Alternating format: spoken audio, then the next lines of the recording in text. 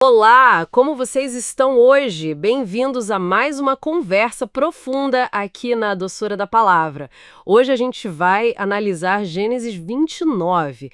É uma história, assim, bem intensa, né? Com Jacó, Labão, Lia, Raquel. Nós nos baseamos num estudo bem detalhado sobre esse capítulo e a ideia é explorar o engano, a ação de Deus por trás de tudo e como isso tudo deságua na formação das tribos de Israel. Tem uma carga emocional forte, sabe? Sim, e a estrutura do capítulo no estudo é bem claro, né?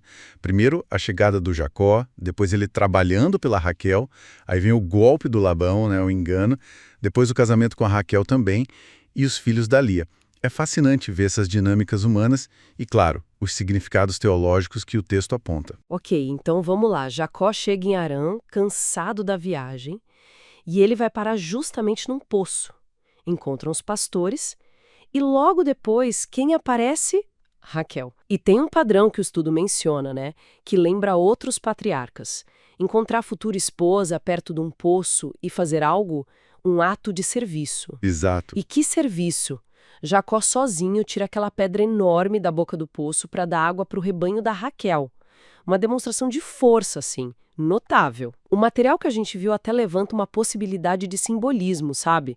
Tipo Cristo removendo obstáculos para a gente ter acesso à água viva. E a reação dele quando vê a Raquel, a prima, ele chora, é bem emotivo. É verdade. E essa emoção toda, acho que explica a proposta que ele faz pro Labão logo depois. Trabalho 7 anos para você em troca da Raquel. E ela é descrita como muito bonita, né? Formosa de porte, de semblante. O mais incrível é que o texto diz que esses 7 anos pareceram poucos dias, de tanto que ele a amava. O estudo até faz essa conexão, uma tipologia do noivo que seria Cristo, conquistando a noiva, a igreja, com trabalho, com tempo dedicado. Sim, mas aí a história dá uma virada daquelas, né? Chega o fim dos 7 anos, Jacó vai cobrar o combinado. Quero minha esposa. Só que o Labão, bom, ele engana Jacó. Na noite de núpcias, naquela escuridão, talvez a noiva usando véu, como era costume, ele entrega Lia, a irmã mais velha, no lugar da Raquel. Jacó só percebe a troca na manhã seguinte. Imagina o choque. Pois é. E aqui o estudo que a gente analisou ressalta muito aquele princípio bíblico, aquilo que o homem semear, isso também ceifará, lá de Gálatas, né? Jacó, que tinha enganado o próprio pai para roubar a bênção do irmão, agora ele está provando do próprio veneno. Ele é enganado pelo sogro. Exatamente. E a desculpa do Labão é muito conveniente, né? Ah, aqui na nossa terra não se faz assim. Dar a mais nova antes da mais velha. Olha a ironia disso. Jacó conseguiu a bênção como se fosse o primogênito Esaú. E agora ele recebe a Lia, que era a primogênita, antes da Raquel, que ele realmente queria. É como se as ações passadas dele estivessem voltando para assombrá-lo, né? Totalmente. E a situação se resolve, mas não sem um custo extra. Uma semana depois, Jacó finalmente se casa com Raquel como queria. Só que para isso ele tem que prometer trabalhar mais 7 anos para Labão. Imagina o clima que isso criou em casa. O texto deixa claro que Jacó amava Raquel muito mais que Lia. Devia ser uma tensão constante. Exatamente. E é nesse ponto, com Lia se sentindo desprezada, como diz o texto, menos amada, é aí que a gente vê Deus agindo diretamente.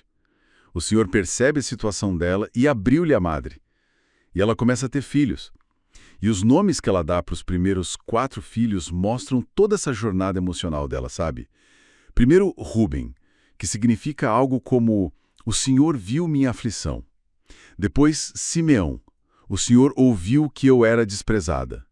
Levi, agora meu marido vai se unir a mim. Ela ainda está buscando a aceitação dele. Uhum. Mas aí veio o 4º filho, Judá. E o nome significa louvor. E a declaração dela muda, desta vez louvarei ao Senhor. Parece que ela vira uma chave, sabe? O foco muda da busca pela afeição do marido para o louvor a Deus. Nossa, que virada importante. E o mais incrível, como o estudo aponta, é que é justamente de Judá, o filho dessa esposa que foi de certa forma rejeitada, que vem toda a linhagem real de Israel, Davi e finalmente Jesus. Mostra como os planos de Deus se desenrolam de um jeito que a gente não espera, mesmo no meio das nossas falhas, das nossas dores, dos nossos enganos. Então, o que a gente tira disso tudo pensando no que o estudo levantou? Primeiro, aquela lição clara, a gente colhe o que planta. O engano de Jacó voltou para ele. Segundo, Deus está no controle mesmo quando tudo parece um caos. Ele tinha um plano maior ali, usando a Lia. Sim, Terceiro, Deus se importa com quem se sente rejeitado, como Lia. Ele viu a dor dela. E quarto, as bênçãos mais importantes podem vir de fontes inesperadas. A linhagem do Messias veio por Lia, não pela Raquel, que era a amada. E por fim, tanto Jacó quanto Lia amadurecem muito através desse sofrimento todo. exato. E isso tudo levanta uma reflexão final, né? Uma coisa que o estudo provoca a pensar. Como é que, de situações tão complicadas de engano, de dor, de rejeição, como é que pode surgir propósito? E até redenção. A história da Lia e a importância que Judá ganha depois convida a gente a pensar, será que as dificuldades, as injustiças que às vezes a gente passa não podem de alguma forma misteriosa fazer parte de um plano maior de Deus, um plano que, no fim, leva à redenção? Fica aí essa pergunta para a gente meditar. Com certeza. Esperamos que essa análise tenha sido útil e trazido luz sobre essa passagem tão rica. Compartilhem essa conversa com quem vocês acham que pode gostar e fiquem ligados para os nossos próximos encontros. Fiquem na paz!